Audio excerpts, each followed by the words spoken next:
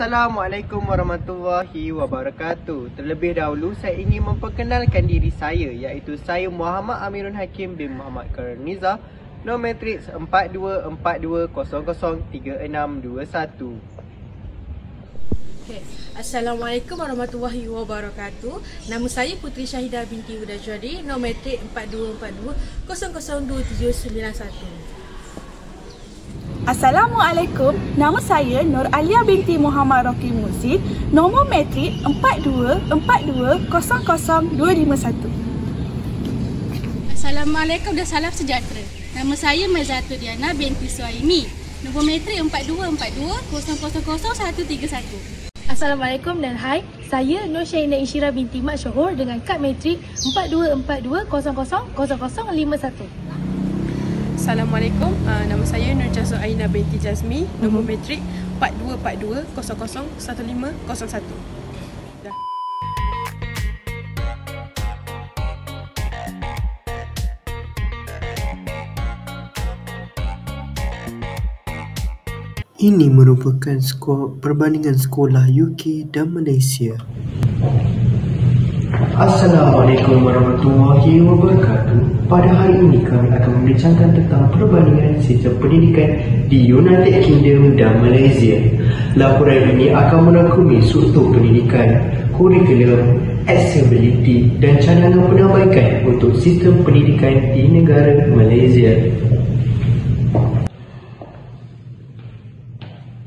Terlebih dahulu saya akan menerangkan tentang struktur pendidikan di Malaysia dan United Kingdom.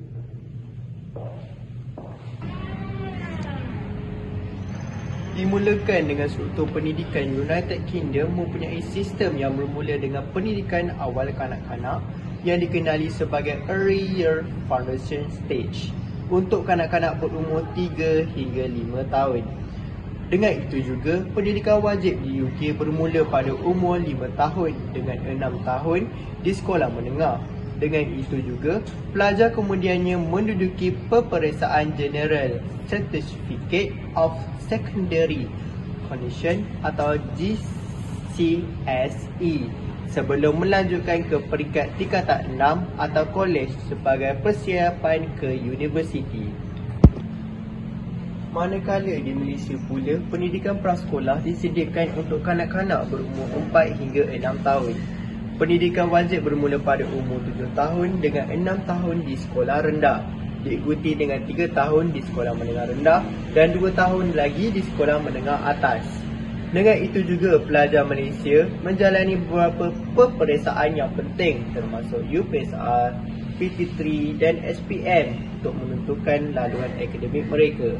Dengan itu juga, perbezaan utama antara kedua-dua negara iaitu umur permulaan pendidikan wajib dan tempoh masa yang diluangkan di setiap peringkat pendidikan yang mencerminkan pendekatan sistem yang berbeza-beza. Bahasa pengantar. Bahasa pengantar utama di UK adalah bahasa Inggeris dengan penyesuaian bahasa lain di kawasan tertentu seperti Welsh di Wales, Scott di Scotland dan Irish di Ireland Utara.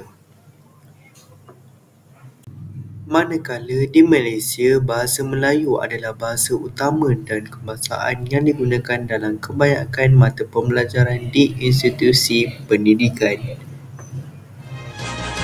Seiring dengan kemerdekaan negara, bahasa Melayu diiktiraf sebagai bahasa kebangsaan dan bahasa rasmi. Beberapa langkah dilaksanakan untuk memartabatkan bahasa kebangsaan. Antaranya, termasuklah pengenalan Akta Bahasa Kebangsaan, memperkasakan bahasa Melayu dalam sistem pendidikan, penubuhan UKM sebagai pusat keilmuan dan peranan DBP sebagai pusat perkembangan bahasa kebangsaan. Akta Bahasa Kebangsaan.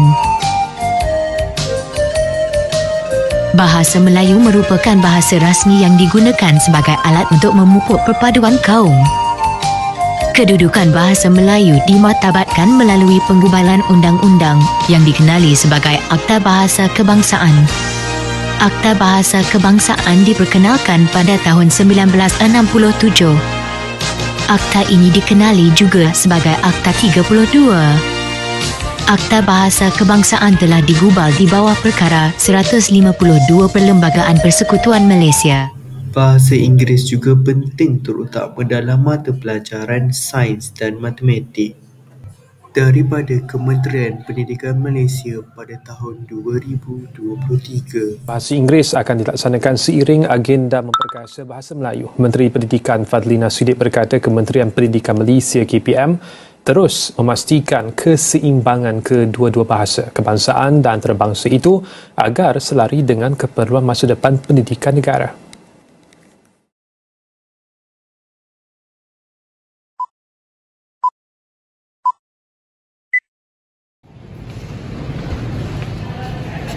Perbandingan kurikulum di Malaysia dan di United Kingdom.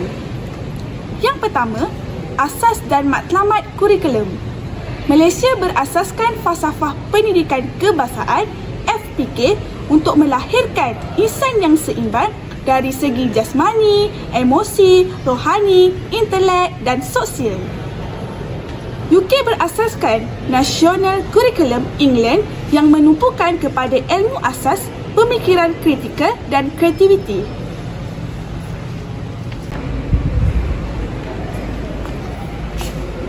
Yang kedua, struktur dan kandungan kurikulum. Malaysia, prasekolah, sekolah rendah KSSR dan sekolah menengah KSSM. Manakala UK, K-Stage 1 hingga 4, umur 5 hingga 6 tahun. Malaysia menekankan nilai moral dan identiti nasional, manakala UK lebih fleksibel dan memberi pilihan subjek mengikut minat pelajar mereka.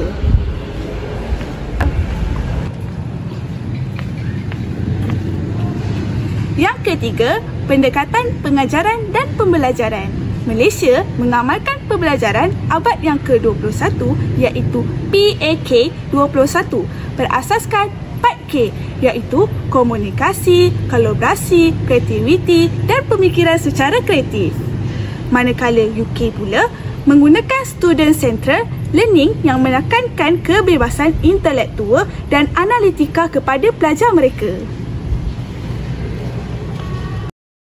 Seterusnya, nombor 4, sistem penilaian dan pentafsiran. Di Malaysia, sistem peperiksaan seperti SPM dan STPM masih digunakan. Tapi sekarang ada juga pentafsiran bilik darjah untuk nilai sasiah dan kreativiti pelajar. Manakala di UK pula, mereka guna sistem GCSE dan A-Level yang lebih fleksibel kerana gabungkan peperiksaan dengan kerja khusus dan projek. Nombor 5, cabaran sistem pendidikan. Malaysia hadapi cabaran seperti akademik, kekurangan teknologi dan jurang antara sekolah bandar dan luar bandar. Sementara di UK, cabaran mereka adalah jurang peluang pendidikan dan tekanan akademik akibat sistem berasaskan prestasi. Yang terakhir, nombor 6, iaitu cadangan dan penambahbaikan. Malaysia boleh belajar daripada UK dengan beri sekolah lebih kebebasan, rancang kurikulum dan libatkan komuniti serta industri. Manakala sistem penilaian juga boleh fokus pada kemahiran berfikir dan kreativiti sambil beri latihan teknologi kepada guru. Kalau dilaksanakan dengan baik, Malaysia mampu capai sistem pendidikan yang bertaraf antarabangsa. Di negara kita, pada peringkat sekolah rendah, negara kita menggunakan kurikulum standard sekolah rendah iaitu KSSR, manakala di peringkat sekolah menengah pula ialah kurikulum standard sekolah menengah iaitu KSSM. Objektif kurikulum matematik dirangka untuk memastikan pelajar menguasai kemahiran matematik, berfikir secara logik, kreatif dan inovatif serta mampu menggunakan pengetahuan matematik dalam kehidupan harian. Kurikulum ini bertujuan untuk membangunkan kemahiran matematik pelajar secara bertahap agar mempersiapkan pelajar dengan konsep yang lebih kompleks di peringkat pengajian tinggi agar pelajar menjadi seperti kata pepatah. Jika dicampak ke darat menjadi gunung, jika dicampak ke laut menjadi pulau. Terima kasih Cik Nur Syahira. Di UK, kurikulum matematik bukan sahaja menekankan literasi asas tetapi juga pemikiran kritikal dan kemahiran analitikal. Objektifnya adalah untuk menggalakkan pelajar memahami dan mempersoalkan konsep matematik. Dengan cara ni, kurikulum UK bertujuan untuk membangunkan keupayaan pelajar untuk menerapkan matematik dalam situasi kehidupan sebenar.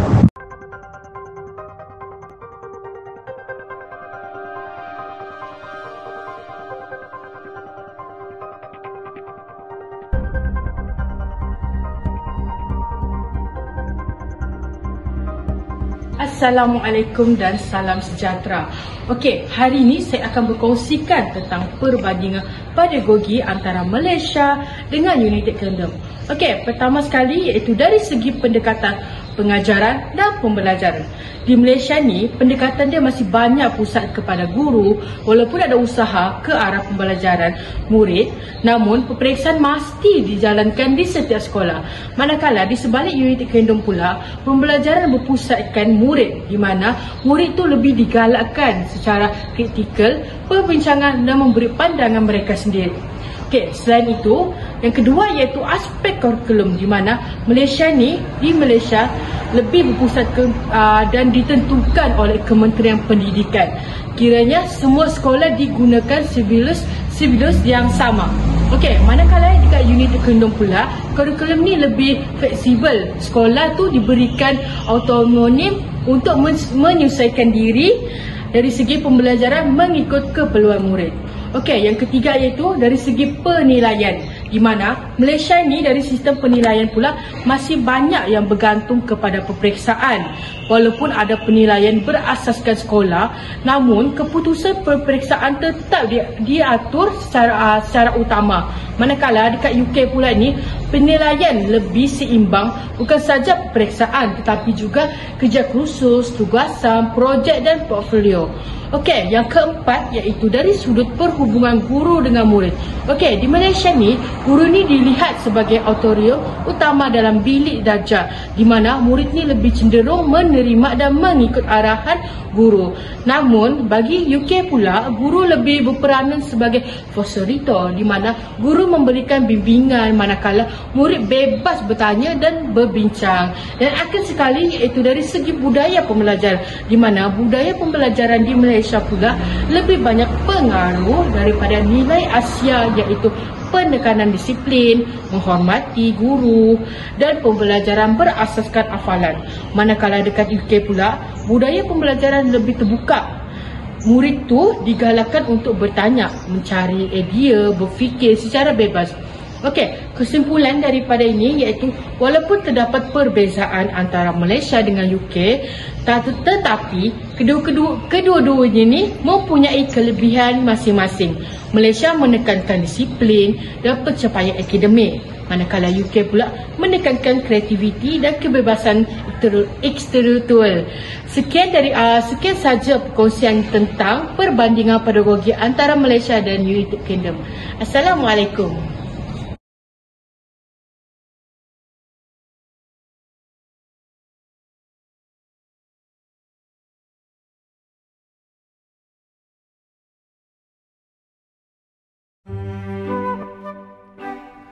Seterusnya, kita pergi kepada akses atau inklusiviti. Perbezaan realiti akses pendidikan di Malaysia dan United Kingdom. Video tersebut menunjukkan bahawa situasi di tadika di United Kingdom di mana kanak-kanak disambut setiap pagi oleh gurunya di hadapan pintu masuk sekolah. Di Malaysia, isu akses masih menjadi cabaran besar. Di sebalik kemajuan dasar pendidikan, masih ada kanak-kanak yang perlu berjuang hanya untuk sampai ke sekolah. Di kawasan pedalaman Sabah dan Sarawak, perjalanan ke sekolah bukan sekadar rutin harian. Ia menjadi satu perjuangan. Setiap pagi, ada yang menyeberangi sungai dengan sampan, berjalan berjam-jam di jalan tanah merah atau menunggu bot sekolah yang kadang-kala tidak datang kerana cuaca buruk. Di United Kingdom, sistem kebajikan formal seperti education, health and care plans memberikan sokongan kepada para pelajar berkeperluan khas secara menyeluruh. Program seperti Universal Infant Free Food Meals turut membantu meningkatkan kualiti pemakanan dan prestasi pelajar. Di Malaysia juga terdapat program yang menyediakan makanan percuma kepada para pelajar. Akan tetapi, terdapat juga program Tuition Mission Putrajaya 2025. Program Tuition Mission 2025 adalah sebuah program bantuan pelajaran yang dilancarkan di Putrajaya dengan peruntukan dana sebanyak RM120,000 Malaysia. Program ini adalah untuk membantu pelajar di kawasan itu dan program ini bertujuan untuk meningkatkan pencapaian akademik para pelajar dengan membantu mereka mencapai kecemerlangan dalam pelajaran. Pandemik COVID-19 membongkarkan jurang digital yang ketara. Di Malaysia, ramai murid tidak mempunyai peranti dan capaian internet yang stabil. Di UK pula, ramai keluarga masih berkongsi satu komputer untuk beberapa anak. Walaupun konteks berbeza, Malaysia dan United Kingdom berkongsi matlamat yang sama, menjadikan pendidikan benar-benar inklusif dan mudah dicapai oleh semua. Inklusiviti bukan sekadar dasar kerajaan, tetapi satu nilai kemanusiaan sejagat. Setiap guru, ibu bapa dan pembuat dasar mempunyai peranan penting. Hal ini kerana pendidikan yang adil adalah kunci kepada masa hadapan yang seimbang.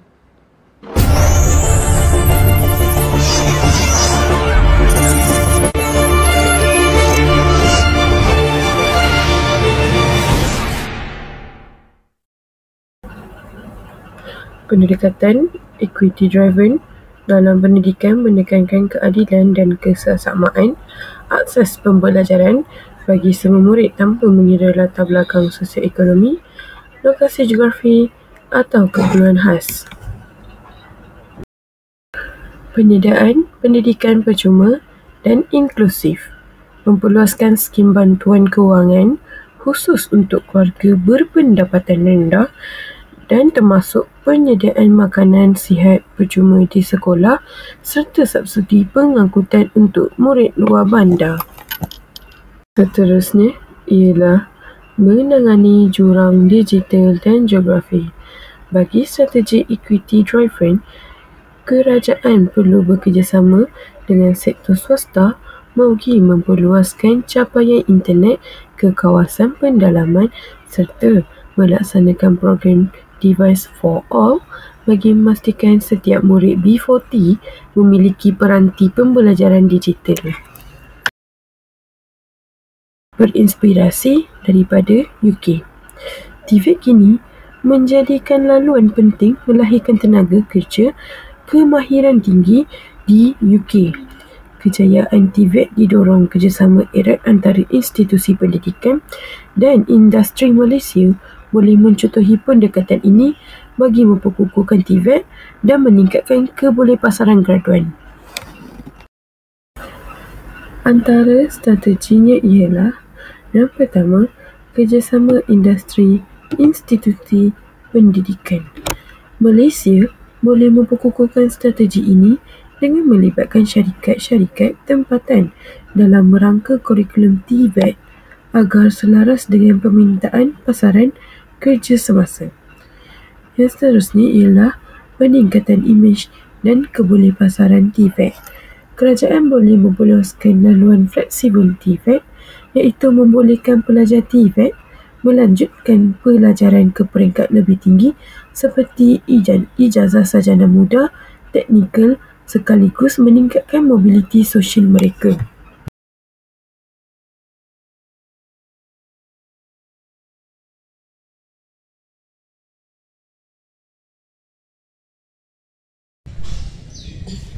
Assalamualaikum warahmatullahi wabarakatuh. Saya Muhammad Amirul Hakim bin Muhammad Karniza. Saya akan memberikan refleksi dan cadangan di Malaysia, iaitu Malaysia patut memberikan lebih fleksibel dan kreatif dalam bidang kurikulum. Hal ini disebabkan di UK beri lebih ruang kepada pelajar untuk berfikir secara kreatif dan berdebat. Dengan ini, Malaysia boleh kurangkan pembelajaran berinteraksikan peperiksaan dan lebih kepada pembelajaran berasaskan projek. Selain itu, latihan guru yang berterusan. Hal ini disebabkan guru di UK kerap diberi kursus professional coaching dan mentorship, iaitu dia diberikan model. Hal ini disebabkan Malaysia boleh wajibkan latihan berterusan supaya guru sentiasa seiring dengan teknologi pedagogi moden dan kepelbagaian pelajar. Assalamualaikum warahmatullahi wabarakatuh. Saya Puteri Syahidah binti Muda Johari. Okey, cadangan saya dalam meningkatkan kualiti pendidikan terbagi kepada dua. Yang pertama iaitu meningkatkan kualiti guru, di mana guru perlu diberikan latihan dan kursus yang berterusan supaya lebih mahir dalam menggunakan kaedah pengajaran. Yang kedua iaitu pelaksanaan teknologi pendidikan, di mana sekolah harus melengkapkan lagi kemudahan internet, peralatan digital. Ia juga membantu pelajar untuk menghadapi cabaran dalam era digital yang akan datang. Okey, sekian, terima kasih. Cabaran pendidikan di Malaysia. Yang pertama, jurang pendidikan di antara bandar dan luar bandar. Yang kedua, kekurangan kemudahan infrastruktur dan akses internet di kawasan pendalaman. Yang ketiga, kualiti serta kompetensi guru yang tidak seimbang. Penambahbaikan pendidikan di Malaysia. Yang pertama, seimbangkan kualiti pendidikan di antara bandar dan di luar bandar. Yang kedua, memperkukuhkan infrastruktur digital dan akses internet di kawasan pendalaman dan di kawasan sekolah. Yang ketiga, laksanakan latihan profesional berterusan untuk guru. Refleksi saya mengenai sistem pendidikan di Malaysia dan membuat perbandingan antara sistem pendidikan di United Kingdom. Saya dapat melihat bahawa kedua-dua negara mempunyai persamaan dari segi matlamat untuk melahirkan pelajar yang berilmu dan bersedia menghadapi cabaran masa depan.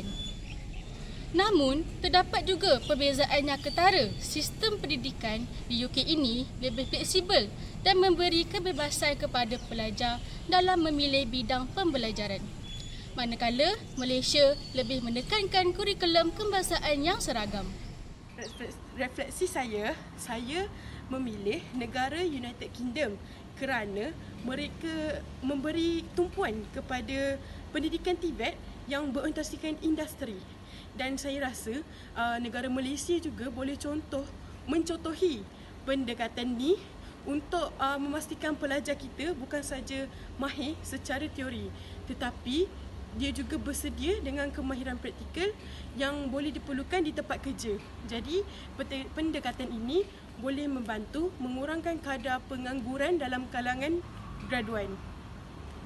Saya, Nur Syahidah Insyirah binti Mat Syahor, merasakan sepanjang saya menjalankan kajian tentang perbandingan sistem pendidikan antara Malaysia dan United Kingdom, saya semakin menyedari bahawa pendidikan bukan sekadar soal kurikulum atau pencapaian akademik semata-mata, tetapi pendidikan juga merupakan cerminan kepada keadilan sosial dan peluang yang saksama untuk semua.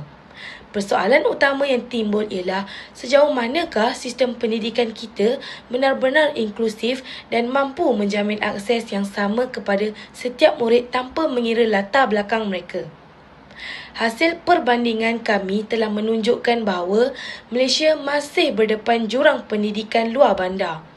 Kekangan digital serta isu penglibatan pelajar bukan warga negara, manakala United Kingdom pula berhadapan cabaran ketidaksamarataan dan sosioekonomi yang menjejaskan peluang pelajar daripada keluarga berpendapatan rendah dan berkeperluan khas. Walau bagaimanapun, kedua-dua negara berbeza dari segi konteks, matlamat mereka tetap sama.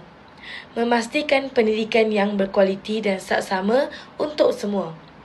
Melalui pemerhatian ini, saya telah belajar bahawa kemajuan pendidikan tidak boleh hanya diukur melalui kemodenan infrastruktur semata-mata, tetapi pada sejauh mana sistem itu mampu memahami keperluan sebenar murid.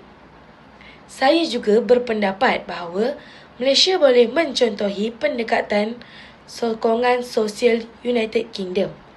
Sebagai contoh, pelaksanaan Education, Health and Care Plans (EHCP) untuk murid berkeperluan khas, namun ianya perlu disesuaikan dengan konteks tempatan melalui latihan guru yang berterusan, kepimpinan sekolah yang inklusif serta pengukuhan infrastruktur luar bandar yang baik.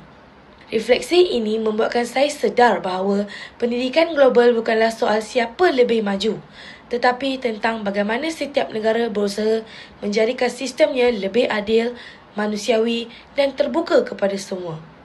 Bagi saya juga, pendidikan yang benar-benar berkualiti bukan sekadar mengajar ilmu, tetapi membina empati dan memberi peluang yang setaraf. Inilah asas kepada pendidikan inklusif yang menjadi aspirasi bersama di peringkat global.